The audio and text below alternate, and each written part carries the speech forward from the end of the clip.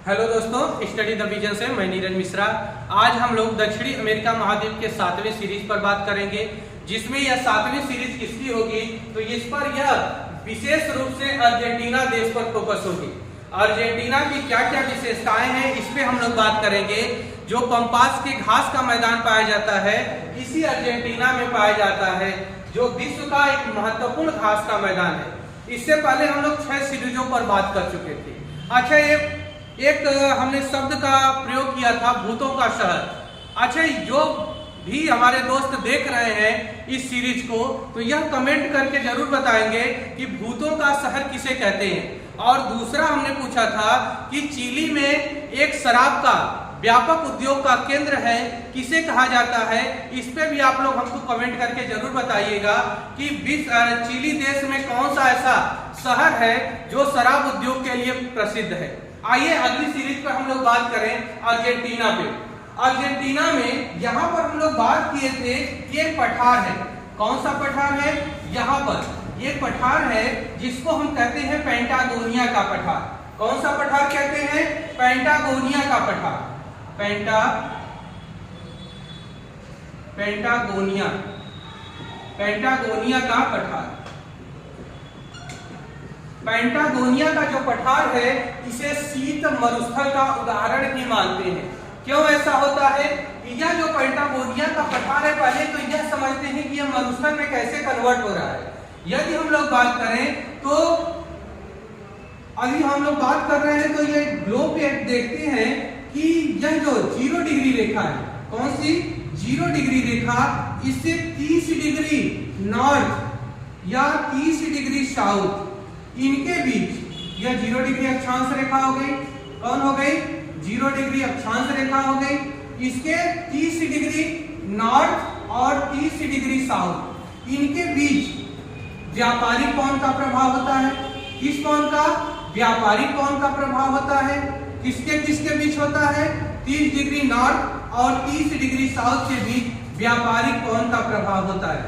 ठीक, यदि हम लोग बात करें इस पेंटागोनिया के पठार की तो यह जो पेंटागोनिया का पठार है यह स्थित है आपका 30 से 60 के बीच में। 30 डिग्री से 60 डिग्री के बीच में पेंटागोनिया का पठार स्थित है। तो इसमें हम यह देखते हैं कि इस क्षेत्र में 30 से लेकर लगभग 30 डिग्री यहाँ पर है और यहाँ पर लगभग 45 डिग्री है। नीचे आते हैं तो 60 डिग्री है। तो यह जो पेंटागोनिया का पठार है 30 से 60 के बीच है, यानी हम बात करें 30 से 60, 30 डिग्री हो गया और 60 डिग्री हो गया। तो यह जो 30 से 60 डिग्री है इसमें एक पवन का प्रभाव होता है, जिस पवन का नाम है पछुआ पवन। क्या बोलते हैं इसको? पछुआ पवन, जो पश्चिम की तरफ से मूव करती है। और यह जब पवन मूव करती है तो यह प्रशांत महासागर से, कहां से? प्रशांत महासागर से जलवाष्प ग्रहण करती है और आगे बढ़ते हुए चली जाती है। लेकिन दोस्तों, इसके सामने एक विश्व की सबसे लंबी पर्वत श्रृंखला खड़ी है जिसका नाम है एंडीज पर्वत श्रृंखला। कौन सी पर्वत श्रृंखला है? एंडीज पर्वत श्रृंखला है, जो इस पवन को ब्रेक कर देती है, यानी कि इसे आगे बढ़ने से रोक देती है। किस पवन को? इस पछुआ पवन को, जो प्रशांत महासागर से जलवाष्प की मात्रा लेकर आगे बढ़ रही है।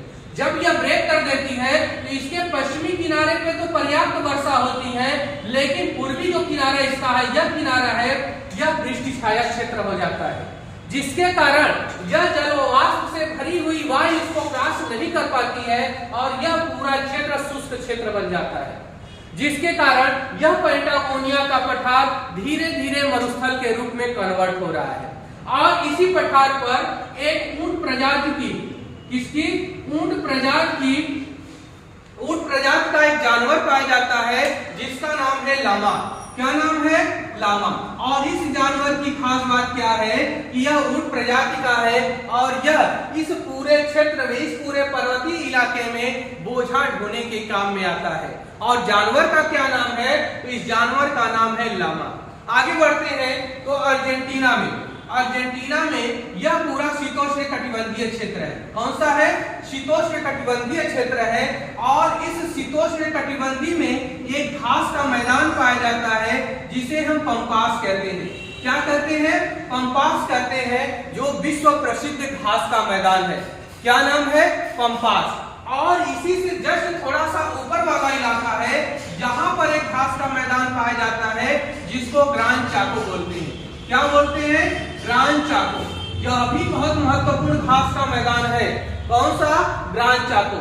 इसकी खास बात क्या है? ग्रांड चाको की खास बात क्या है कि यहाँ पर व्यापक पैमाने पर पशु या जानवर पाए जाते हैं, और इन जानवरों का पहले, अभी तो तरह तरह के कानून बन गए हैं जिससे इन पर रोक लगा दी गई है, लेकिन इस कानून के बनने से पहले इस पूरे क्षेत्र में शिकार किया जाता था।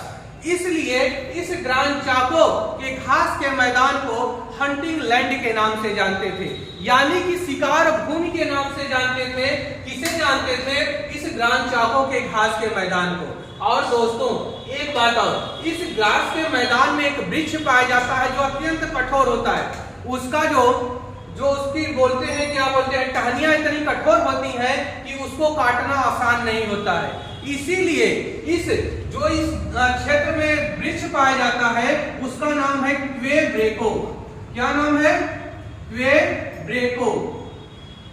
क्वेब्रेको। और यह वृक्ष पाया जाता है, इसकी टहनियां या कह लीजिए यह पेड़ इतना कठोर होता है कि इसे काटना आसान नहीं होता, इसलिए इसे बोला जाता है कुल्हाड़ी तोड़ वृक्ष। क्या नाम दिया गया है? कुल्हाड़ी तोड़ वृक्ष। किसे कहा जाता है? क्वेब्रेको को, या क्वेब्रेका भी बोला जाता है और ब्रेको भी बोला जाता है। तो क्वेब्रेको को किस नाम से जानते हैं? कुल्हाड़ी तोड़ वृक्ष के नाम से जानते हैं, जो किस घास के मैदान में पाया जाता है? ग्रांड चाको घास के मैदान में पाया जाता है। दो इसकी विशेषता जान लिए। पहला तो यह हंटिंग लैंड के नाम से जाना जाता है।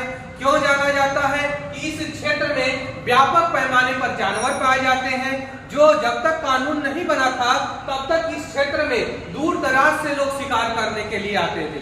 लेकिन अब यह धीरे धीरे कानूनों के द्वारा पाबंदी लगा दी गई है और जानवरों का शिकार करना इस क्षेत्र में वर्जित हो गया है। तो पहला तो हम लोग जान लिए कि हंटिंग लैंड या शिकार भूमि किसे कहते हैं, किस घास के मैदान को? तो ग्रांड चाको। फिर दूसरा है, एक वृक्ष पाया जाता है इस मैदान में जिसको बोलते हैं क्वेब्रेको। और इस वृक्ष की खास बात क्या है? यह अत्यंत कठोर होता है, जिससे इस पर कुल्हाड़ी चलाना आसान नहीं होता है, इसीलिए इसको बोला जाता है कुल्हाड़ी तोड़ वृक्ष। किसको बोलते हैं? क्वेब्रेको को। और एक तीसरी खास बात क्या है कि यह जो ग्रांड चाको घास का मैदान है, यह पूरे अर्जेंटीना वाले इलाके में, यहाँ पर इस घास में एक अल्फा अल्फा नामक घास पाई जाती है। अल्फा अल्फा यह जो घास पाई जाती है ना, यह पूरे समझ लीजिए कि यह जो घास है प्रोटीन से युक्त घास होती है, और इसे जो जानवर खाते हैं वह हट्टे कट्टे हो जाते हैं। और जब यह हट्टे कट्टे हो जाते हैं तो इन जानवरों का उपयोग मांस प्रसंस्करण उद्योग में किया जाता है, यानी इन जानवरों की कटैया होती है और उसका डिब्बा पैकिंग किया जाता है और विदेशों के लिए सप्लाई किया जाता है। इसीलिए यहाँ पर दो राजधानियां आपको मिलेंगी। एक तो यहाँ पर उरुग्वे है। कौन है? उरुग्वे। और उरुग्वे की राजधानी है, थोड़ा सा इसको अगर नोट करना हो तो नोट कर लीजिएगा, नहीं तो स्क्रीनशॉट ले लीजिएगा। थोड़ा सा हम जल्दी में मिटा दिए इसको, परेशान मत होइएगा। आइए आगे बात करते हैं। यहाँ पर है माउंट वीडियो, जो किसकी राजधानी है? उरुग्वे की। Mount video. क्या नाम है? Mount video. कहाँ की राजधानी? उरुग्वे की। और एक अर्जेंटीना की राजधानी है जिसका नाम है ब्यूनस आयर्स। क्या नाम है? Buenos Aires. और यह जो दोनों राजधानियां हैं, यह विश्व में मांस निर्यात के लिए जानी जाती हैं। कौन कौन सी? माउंट वीडियो और ब्यूनस आयर्स। ठीक। और इस घास का मैदान, जो घास पाई जाती है ग्रांड चाको घास के मैदान में, जो महत्वपूर्ण है, अल्फा अल्फा नामक घास है, जो प्रोटीन से युक्त होती है। इसे जानवर खाने के पश्चात हट्टे कट्टे हो जाते हैं और उन जानवरों का उपयोग हम मांस प्रसंस्करण उद्योग में करते हैं, और जिसका व्यापक पैमाने पर निर्यात किया जाता है। कहां कहां से निर्यात किया जाता है? तो एक तो हो गया माउंट वीडियो और दूसरा है ब्यूनस आयर्स। दोनों, एक तो उरुग्वे की राजधानी है और एक अर्जेंटीना की राजधानी है। आइए अब आगे बात करते हैं। यह जो ग्रान चाको घास का मैदान है, इसकी हम लोग 3 विशेषता देखेंगे। पहली विशेषता क्या है कि इसमें इस पूरे क्षेत्र को हंटिंग लैंड के नाम से जाना जाता है, शिकार भूमि के नाम से जाना जाता है। क्यों? कि यहाँ पर व्यापक पैमाने पर पहले शिकार किया जाता था। दूसरी क्या विशेषता है कि यहाँ पर एक पेड़ पाया जाता था जिसका क्या नाम है, क्वेब्रेको, और इसी पेड़ को बोलते हैं कुल्हाड़ी तोड़ वृक्ष, यानी कि इसकी लकड़ियां बहुत कठोर होती हैं। तीसरी विशेषता हम लोग क्या जान लिए, इस ग्रान चाको के मैदान में एक घास पाई जाती है जिसका नाम है अल्फा अल्फा, और यह घास पशुओं के लिए प्रोटीन का काम करती है, और इसे खाने के पश्चात पशु क्या हो जाते हैं या जानवर क्या हो जाते हैं, मोटे तगड़े हो जाते हैं, जिनका उपयोग हम मांस प्रसंस्करण उद्योग में करते हैं।